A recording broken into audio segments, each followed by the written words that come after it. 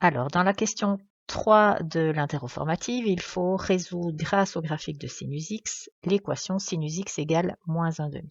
Donc, on cherche les valeurs de x, toutes les valeurs de x, pour lesquelles sinus x donne moins 1/2. C'est justement la fonction sinus x qui est dessinée là, et donc on s'intéresse à quel moment l'image vaut moins 1/2. À quel moment l'image vaut moins 1/2?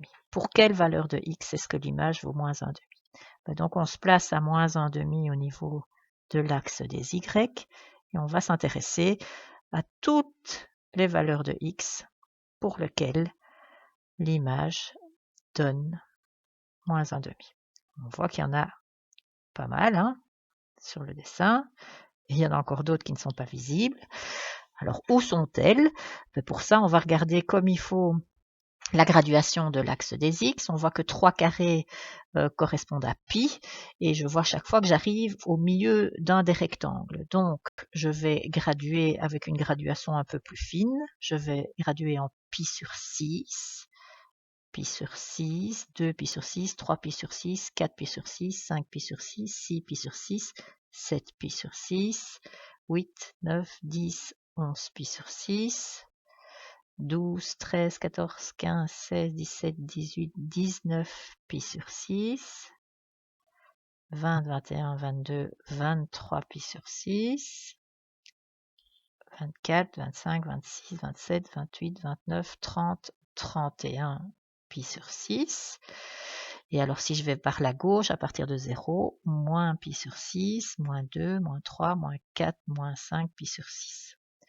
Donc voilà, je les ai toutes trouvées.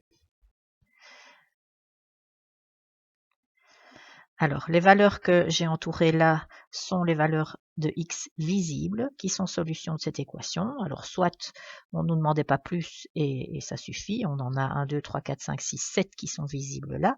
Soit, comme ici, on nous demande d'écrire la solution, toutes les solutions de l'équation sinus x égale moins 1/2.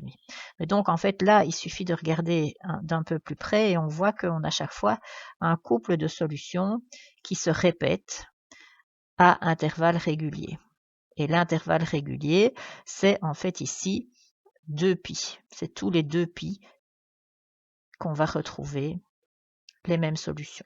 Donc, on peut écrire que l'ensemble des solutions de l'équation peut s'écrire comme, par exemple, moins 5π sur 6 et moins π sur 6, plus des multiples entiers de 2π,